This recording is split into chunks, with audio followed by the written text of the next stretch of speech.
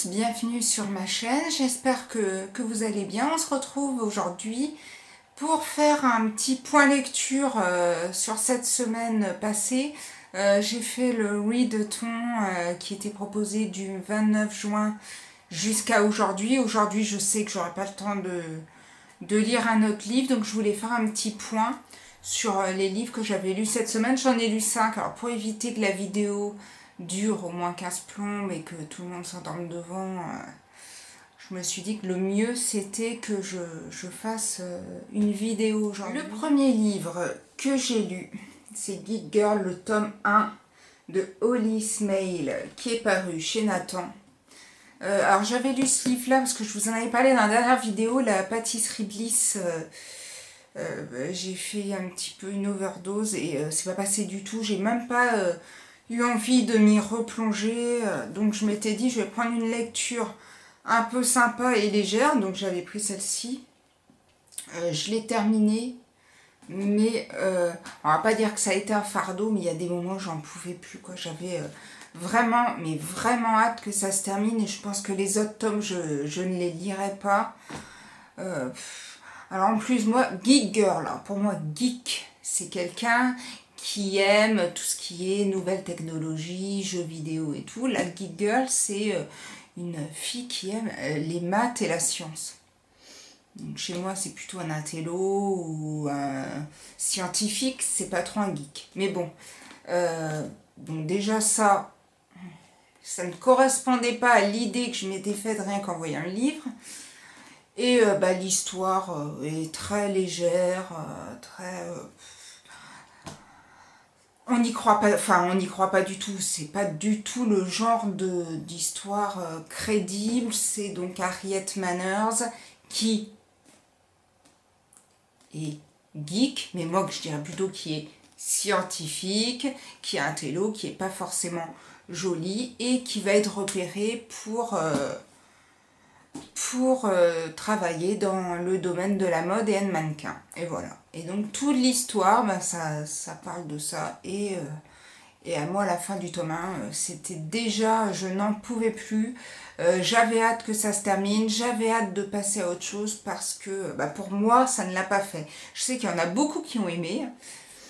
C'est peut-être trop jeunesse pour mon grand âge aussi, je ne sais pas. Mais voilà. Ça ne l'a pas fait pour moi. Maintenant, lisez-le quand même, surtout pour les plus jeunes, ça peut leur plaire, mais voilà, moi, pas plus que ça. J'ai lu en lecture commune avec Ezila Books, Eleanor and Park. On lisait 10 chapitres par jour. Les 10 chapitres par jour étaient largement suffisants. Le livre, l'histoire en elle-même m'a plu. J'ai trouvé que la plume de l'auteur était vraiment agréable à lire. C'est donc l'histoire de Eleanor, qui est une jeune fille qui arrive dans un nouveau lycée. Elle est grande, elle est rousse, elle est un peu ronde, et donc elle débarque dans ce nouveau lycée. Et en prenant le bus, elle se fait un peu charrier par les autres enfants et elle s'assoit à côté de Park dans le bus, qui au début la remarque pas vraiment et qui au fur et à mesure du temps l'apprécie de plus en plus. Et donc c'est cette romance qui est décrite dans le livre. Le livre en lui-même, l'histoire est très belle, mais il y a quand même certaines longueurs qui ont fait que ma lecture n'a pas été un vrai coup de cœur. Elle a été agréable.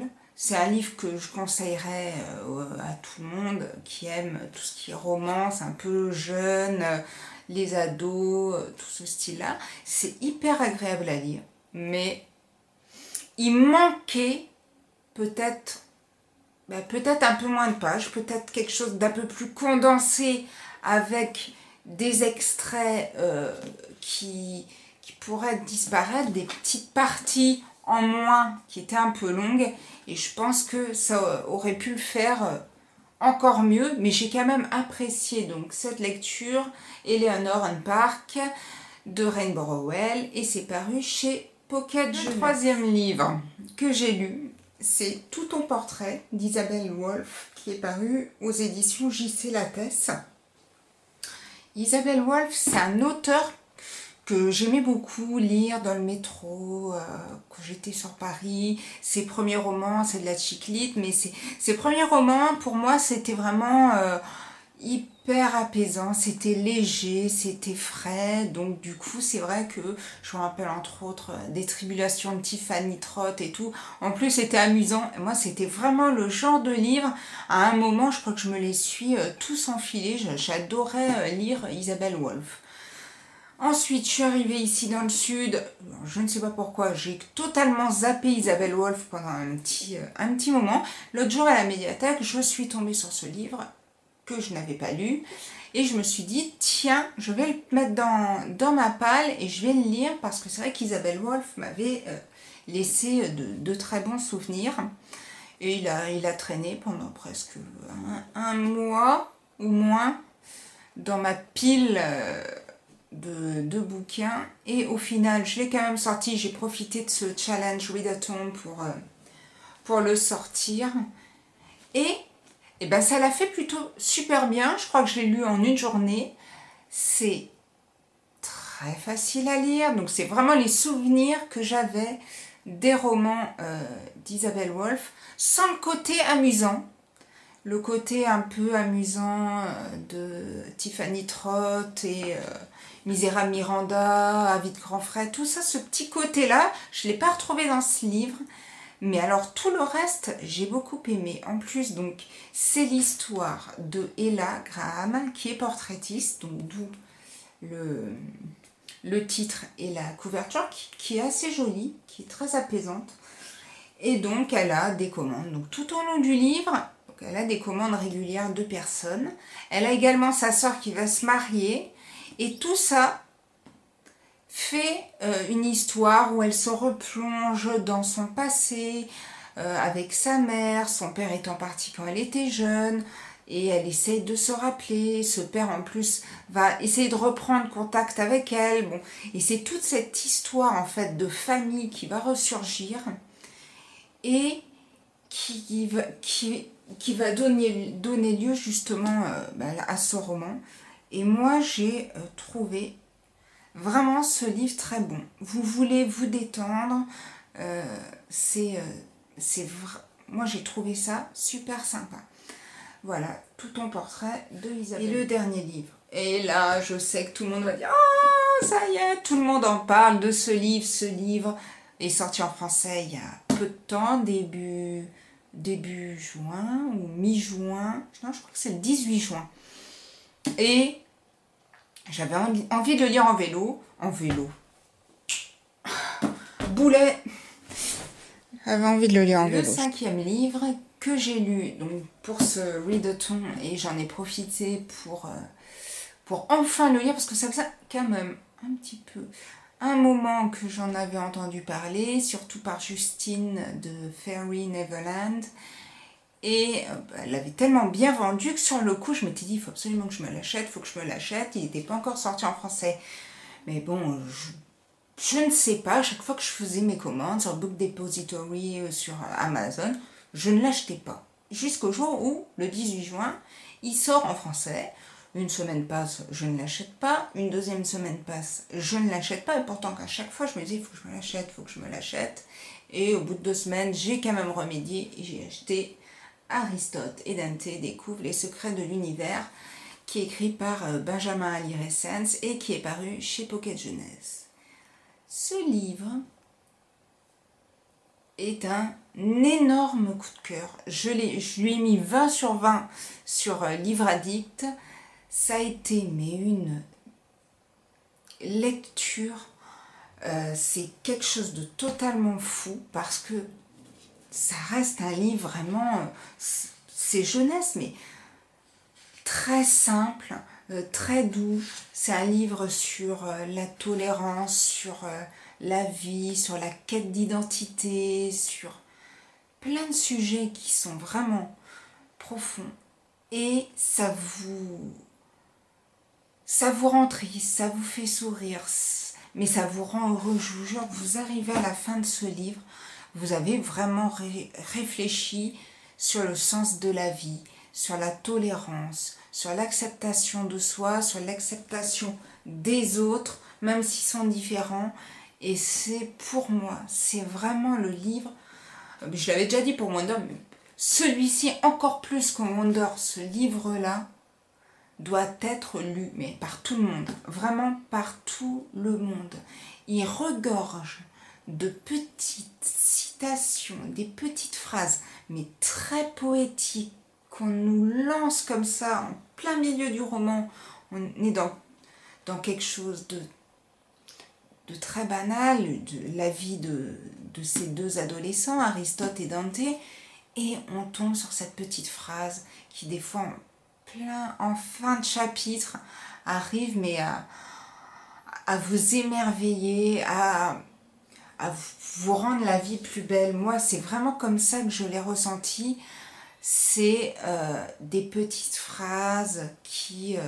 je tombais dessus, je dis, mais mon Dieu, mais c'est super beau, mais c'est bien écrit, c'est pour ça que sur mon blog, j'ai fait la chronique sur mon blog, je vous en ai mis quelques-unes de ces petites phrases que j'avais beaucoup appréciées, parce qu'en général, sur le blog, je mets un extrait. C'est le premier livre où je décide d'en mettre plusieurs parce que ça m'a bluffé. L'écriture est juste magnifique. C'est un livre qui fait, je ne sais plus, 360 pages, mais c'est des petits chapitres. Alors, vraiment des petits chapitres. Celui-ci, c'est le chapitre 1. Et on passe le chapitre 2. Vous voyez, c'est vraiment des petits, tout petits chapitres, des petits brins de la vie de Aristote et de Dante. Donc, on commence, le narrateur est Aristote. On commence donc avec lui qui est un petit peu seul. Son frère est en prison. Ses parents... Les parents sont géniaux. Autant les parents de Aristote que de Dante. Moi, c'est un gros coup de cœur aussi pour ces personnages, ces deux couples qu'on retrouve souvent tout au long de l'histoire, un petit peu au second plan. C'est vraiment des très beaux personnages. Et donc, Aristote rencontre un jour Dante à la piscine. Et là, c'est un coup de foudre amical pour Aristote. Dante, on sent qu'il y a une attirance aussi pour ce garçon, mais plus amoureuse, plus amoureuse et plus forte que du côté d'Aristote, tout du moins au début. Et au fur et à mesure, c'est... j'ai pas envie de vous en dire trop parce que je veux pas vous spoiler, je veux pas vous raconter ce livre. Il faut vraiment, mais vraiment, il faut le lire. Vous l'offrez.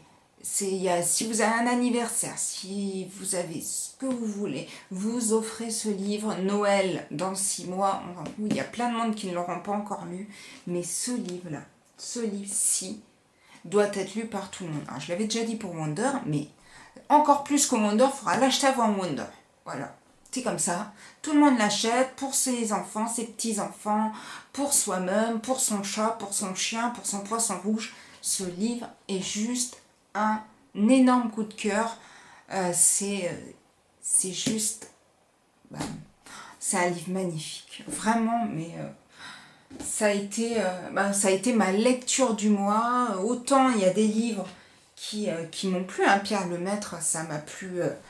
C'est un thriller, c'est plus brut de décoffrage. Celui-ci, c'était justement ce petit roman facile à lire, ce petit roman agréable qu'on déguste un peu comme un petit gâteau qui passe très léger. Mais vraiment, lisez-le, vous pouvez pas être déçu par ce livre. Moi, j'ai vu des avis négatifs, je les comprends, hein, je les accepte, mais en même temps, je les comprends pas trop. Ouais. Voilà, je sais aussi que j'ai vu une vidéo de Randoudou Isapi pour annoncer un French Readathon, encore un autre French Readathon.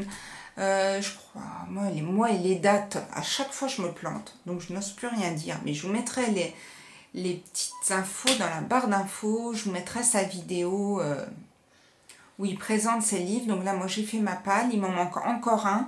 Une fois que j'ai reçu le dernier livre qui me manquait, je vous ferai une petite vidéo pour vous présenter un peu les livres que j'ai prévu de lire donc, pendant cette semaine du French Readathon.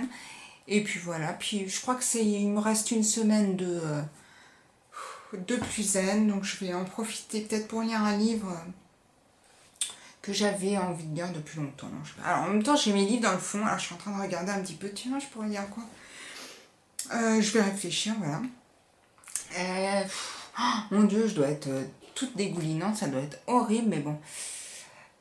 Voilà, je vous souhaite une super semaine prochaine. Très chaude, parce que là, apparemment, on est parti. Et voilà, prenez soin de vous, plein de belles lectures, et je vous retrouve très très vite pour une prochaine vidéo. Ciao, à bientôt!